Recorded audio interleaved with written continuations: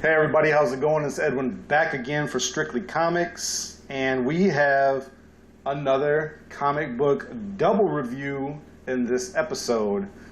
There's a lot of DC. As a matter of fact, I'm not even reviewing not one Marvel issue at all this week. All DC, Vertigo with one IDW book. DC is definitely doing their thing this week, so let's see what we have to talk about. Right now, we are going to be doing Batman Incorporated number 13, The Epic Conclusion, written by Grant Morrison and art by Chris Burnham. So how does Batman Incorporated conclude? Is Damien ever coming back? Let's see if this issue answers any of these questions. Before I really get into this book, I gotta say first, I'm not a regular reader of this title. Just never really got into it, but I knew that this was going to be the epic conclusion, so I was like, people are going to be reading it, people are going to be doing reviews on it, so why not me? In this book, Bruce Wayne is placed under arrest by Commissioner Gordon. Bruce is charged with betraying and endangering Gotham City and his country. Bruce gives an explanation to everything, henceforth the story within the pages of the comic. Talia al Ghul, she's in the Batcave fighting with Bruce Wayne, mocking him basically for who he is and for swaying their son to side with Batman instead of with her. Talia is trying to discourage Batman by telling him that he'll never be anything, that he'll never rise above the Jokers and Riddlers he chooses to match wits with. She continues by saying that she'll destroy Bruce Wayne, the name of Wayne, and how she'll erase his memory from Gotham City. She poisons Batman, and then Nightwing comes to save the day. But an unforeseen person comes into the story and kind of takes care of business.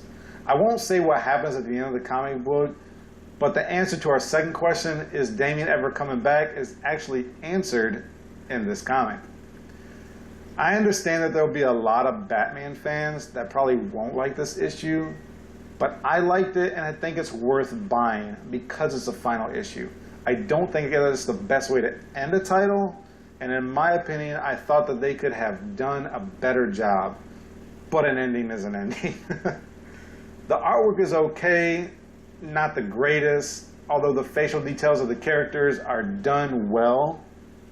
As you can see right here, I love this panel right here. You have Bruce Wayne, and then right over is the exact picture, except just Bruce Wayne with his Batman cowl on. So I love the artwork. As I said, the facial expressions from this artist are probably his strong point. The rest of the artwork is not really the greatest. For a last issue, this book is a must-have, and my comic rating that I give this book is a 3.5 out of 5, you guys. Up next, Batman Annual number 2, written by Scott Snyder and Marguerite Bennett, and art done by Wes Craig. So, how does DC do for round 2 with their Batman annuals? Let's find out. The story starts out with a new employee to Arkham Asylum who is well qualified for the job, but he lacks the experience. He hasn't yet allowed the job to get the best of him and has the same motivation as many other people who seek out job opportunities at places like Arkham. He basically wants to help the residents and the patients of these facilities. Arkham, in this comic book, is having Batman test their latest additions to the facility. As Batman goes through his tests, you see that he is very creative and resourceful as usual. He's able to recognize and escape from almost every one of Arkham's security programs. In this comic, we actually see a new villain, though Arkham's first patient. Her name is Anchoress, and we find out her origin and why she still remains in Arkham. And here's the panel that kind of lays out her origin and who she is. When we first see her for the first time, she's kind of creepy looking, and you can't really make out exactly who or what she is.